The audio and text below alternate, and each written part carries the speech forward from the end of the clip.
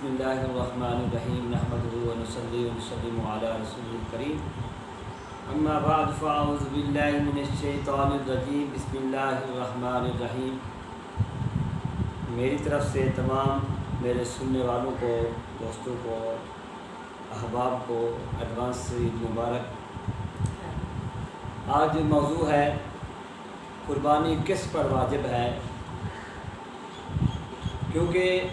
اس پرفتن دور میں اکثر لوگ یہی سمجھتے ہیں کہ ہم پر واجب ہی نہیں ہے، ان کو مسائل کا علم نہیں ہے۔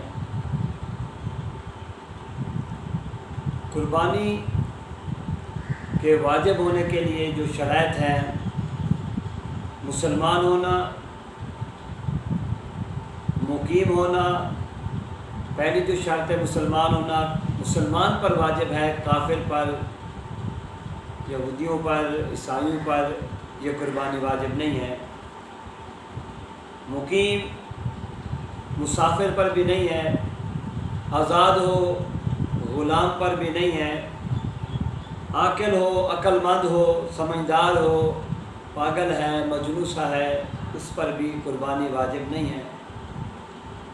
بالغ ہو، نابالغ بچے پر بھی قربانی واجب نہیں ہے،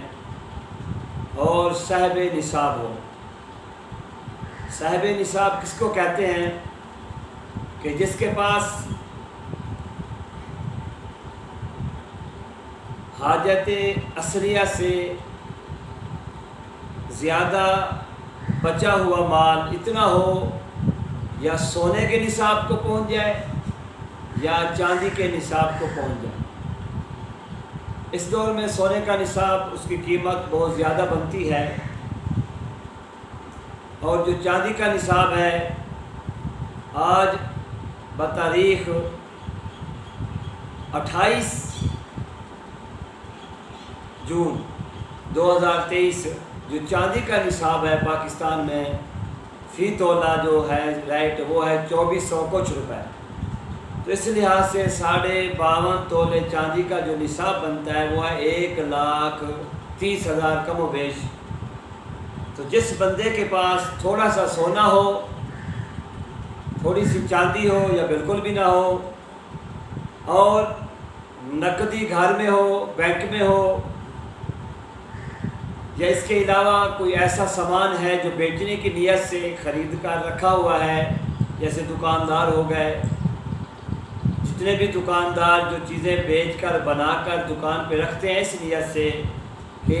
ہم انہیں بیچیں گے، تو اس کی ٹوٹل قیمت شامل کر لی جائے۔ اگر یہ تمام چیزیں ان کا ٹوٹل 1,30,000 سے زیادہ ہے تو اس بندے پر قربانی واجب ہے، خواہ وہ مرد ہو یا عورت ہو۔ وہ 6 شرائط میں نے بتا دی ہیں، بچہ نہ ہو، بچی نہ ہو، مرد ہو، بالغ ہو، عاقل ہو، مقیم ہو، آزاد ہو، صاحب نصاب ہو، تو اس لحاظ سے اس پر قربانی واجب ہوگی۔ تو آج کل ہمارے معاشرے میں اگر گھر میں 3 بھائی 4 بھائی ایک ساتھ رہ رہے ہیں، تمام شادی شدہ ہیں،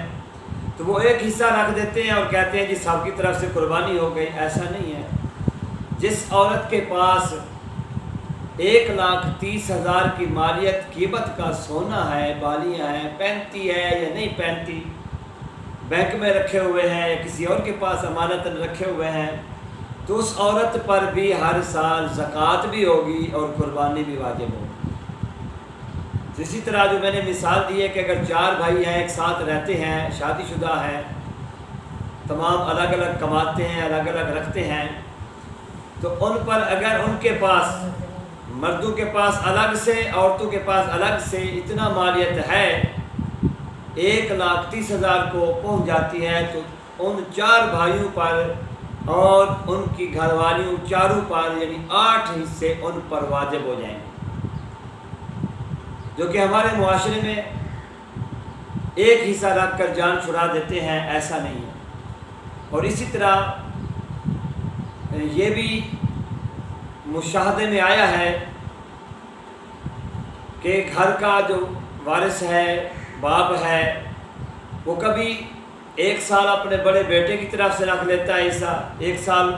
گھر والی کی طرف کا اس کے نام کا، اور کسی سال چھوٹے بیٹے کے نام کا، بیٹی کے نام کا،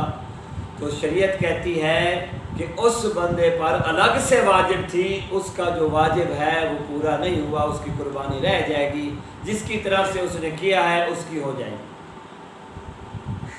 تو ان شرائط کو مد نظر رکھتے ہوئے خود بھی دیکھیں کہ اگر آپ کے پاس گھر ہے،